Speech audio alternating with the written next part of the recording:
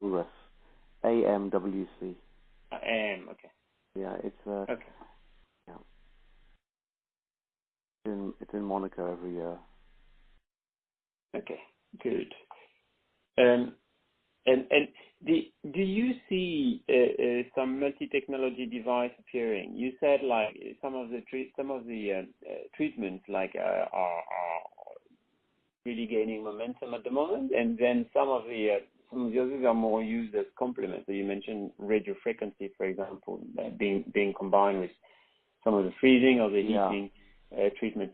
But like those machines, all individually, if you've got one machine per technology, I suppose the cost can rapidly ramp up. So are you seeing some offering on the market combining some technologies? And do you think they're good, or they're actually just like one main technology, one lead technology, and the other one is just like a rubbish complement?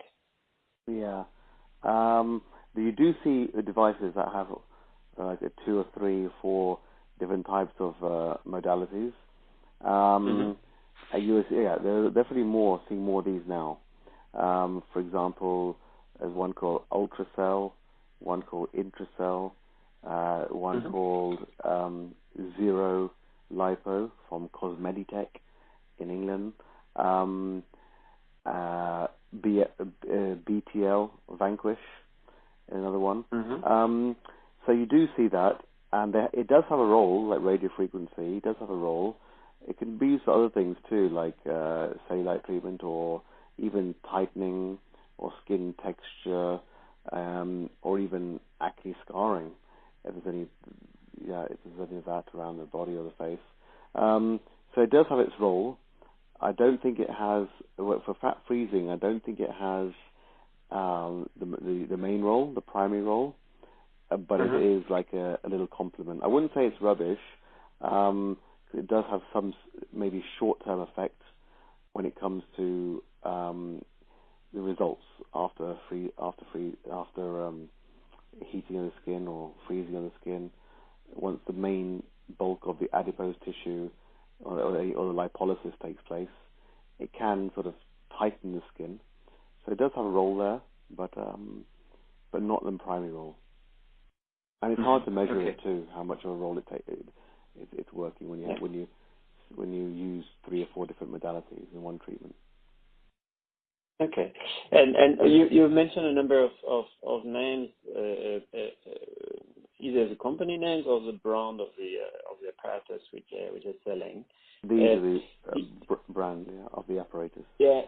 Is it because this is key in this market, and among those is like, what I'm trying to determine is, uh, are you seeing now an offering from lower cost countries?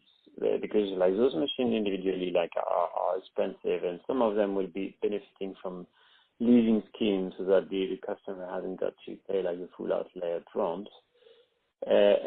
But like nonetheless, are you seeing like a offering from like cheaper manufacturers coming from Asia, for example? Is that something we see at the moment, or not? Yeah, definitely. Definitely. So a lot of companies from Korea and China, they're coming here, Mm-hmm. branded as different with different brands on them. So that's coming into the market slowly, but there are a handful of clinics that have these, but it's not really the main.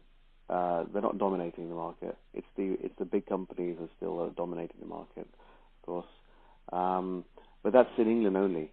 If you look at worldwide, these people from Mm-hmm. South Korea, they're producing more and more every year. And you go to the conferences, like I was mentioning before, and every year there's more and more distributors and manufacturers exhibiting from Asia.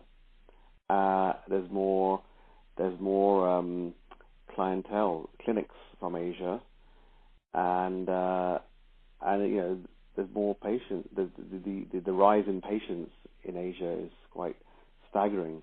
So these clinics in Asia will be having these equipment, but in Europe and including England, yeah, not much, not much. Okay.